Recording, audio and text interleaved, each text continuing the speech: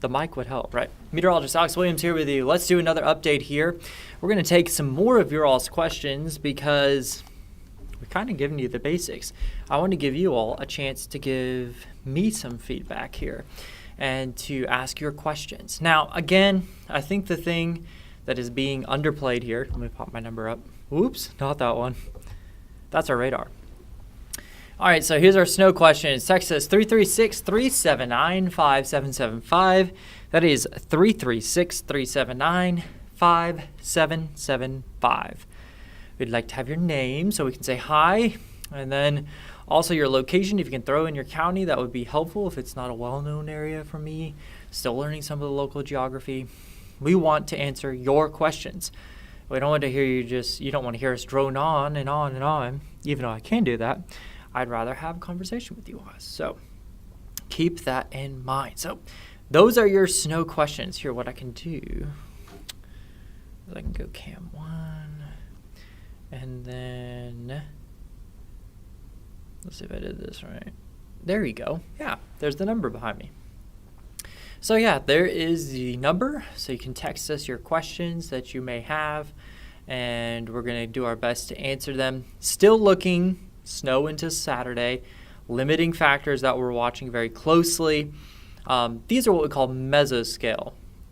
And so it's on the smaller scale side of things.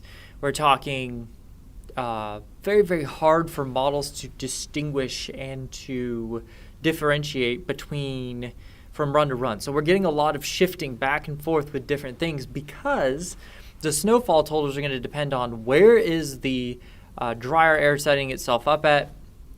And then, again, where are we going to see the heavier bands set themselves up? Some of that we just won't know until the system starts cranking out that snow. Then we'll know where those bands are setting up and we can adjust our totals. But for now, we can give you model trends, and models are going flip-flopping back and forth, so they're not giving us any confidence, really, unfortunately, when it comes to exact pinpoint of where these mesoscale bands are going to set themselves up. So that's kind of the catch-22, I guess, with this system. So it is weather impact alert days for our Saturday, Sunday, and then into our Monday because we will be dealing with the cold as well. Let's talk about, I think the cold is the biggest thing that's going to be underplayed here. So I want to overplay it, right? If we look at the future wind gusts, we'll see those wind gusts kind of crank up to around 20 miles an hour or so, and then 20, 30 miles an hour as we go into our Saturday. So this is going to take temperatures in the teens through the day and drop them into single digits. It is going to be brutally cold, dangerously cold as we go through the day tomorrow and into your Sunday, especially tomorrow night into Sunday morning. It's going to be dangerous to be outside. I'm just going to put it to you that way. It'll be dangerous to be outside for extended amounts of time tomorrow. So if the kids are going out, they're going to put on their snow gear. That's good, but make sure they have lots of layers on underneath as well. Maybe 3 layers. I'm thinking an insulating layer, such as maybe some Under Armour tights, both on the bottom and top, and then maybe putting on a long sleeve T-shirt or a pair of sweats or jeans, and then putting on your snow pants and your jacket on the top. Maybe on top of that long sleeve, put a hoodie on, or put on like a zip-up layer that's insulating, that's nice and warm, like fleece, and then throw your big puffer jacket on or whatever jacket you have on the outside. Make sure that is, of course, waterproof, so that way you stay dry. Because as soon as you get wet, you need to go inside and dry off, or at least switch out with something that's not wet, because wet items are going to make you feel colder and could make you feel the effects, the negative effects of the cold more. So as we go into our Sunday morning, the wind doesn't back off. In fact, it probably strengthens as we go towards the afternoon. So it's just going to be brutally cold. Single digits through basically the entire event, except for Saturday night into Sunday, where we're going to fall below 0.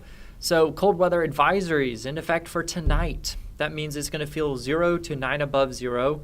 And then tomorrow night, we're talking Saturday night into Sunday, we're talking brutally cold and dangerously cold, extreme cold warnings that'll be going into effect because it's going to feel like 5 below 0.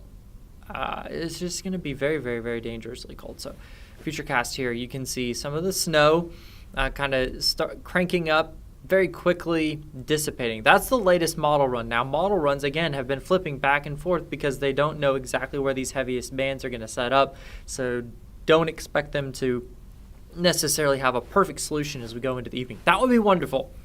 If the evening run of models all come into agreement and say dry air here, here, and here, and they all line up, okay, there we go. Got great confidence. But right now, they're all over the place.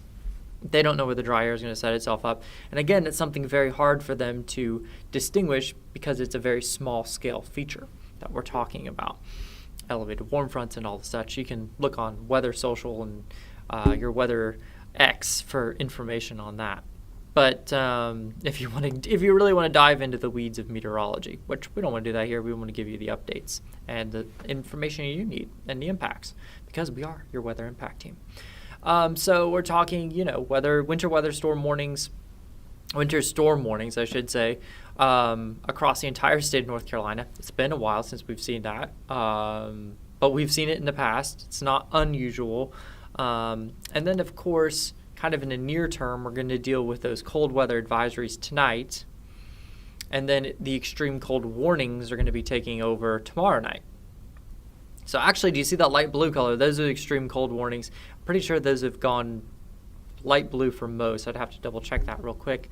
And then you can see the cold weather advisories. I think we're going to be we'll have the cold weather advisories tonight. Again, it's going to be cold, dangerously so. Let me look here for you. Go to watch and warnings, and we'll look at these. Day 2. We'll keep that day 1. And so if I take this down, if the cold. Okay, so there is tonight. These are the cold weather advisories.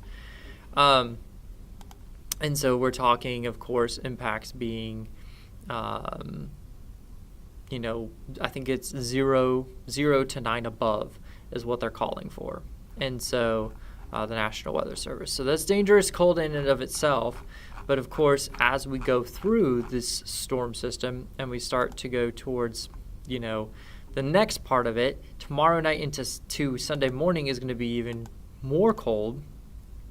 So we'll go 36 hours out. That's 48. So you can see here, we have winter, these are not winter storm warnings, those are pink. These are the cold weather alerts. So what you see there in the light blue, that's the extreme cold warnings. So again, that's for those dangerous wind chills that'll be likely below 0. Same thing for us. We're expecting that. We just haven't shifted into the extreme cold warning yet.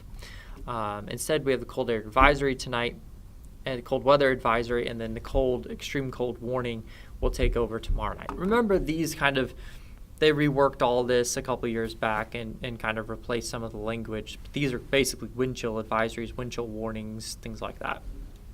And so it's cold weather advisories and extreme cold watches and warnings. And we're under extreme cold watch for most of the Triad. Davie County being the exception there of dealing with now the extreme cold warning. And actually, let me double check that. We'll get out of this here.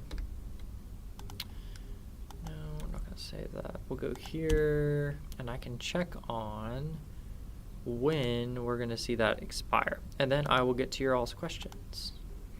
So, let me grab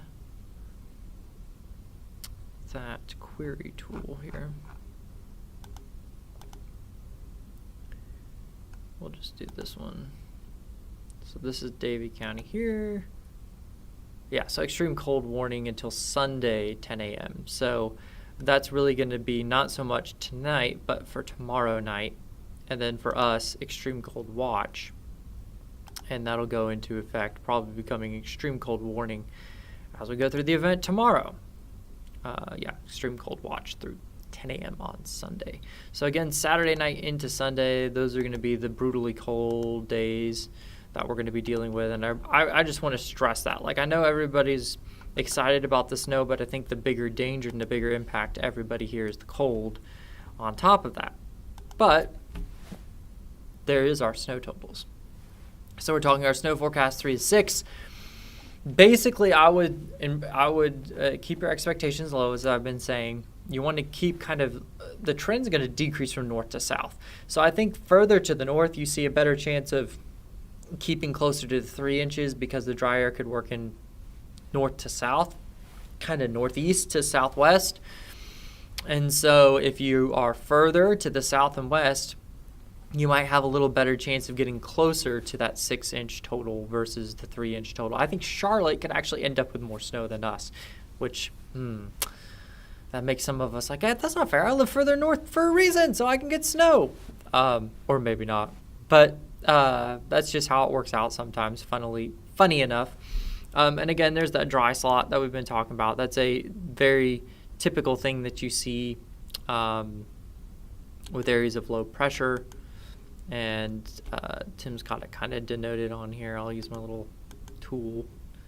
So see that? That's the dry slot. So that's where the dry air works its way into the area of low pressure. You can see 36 inches there.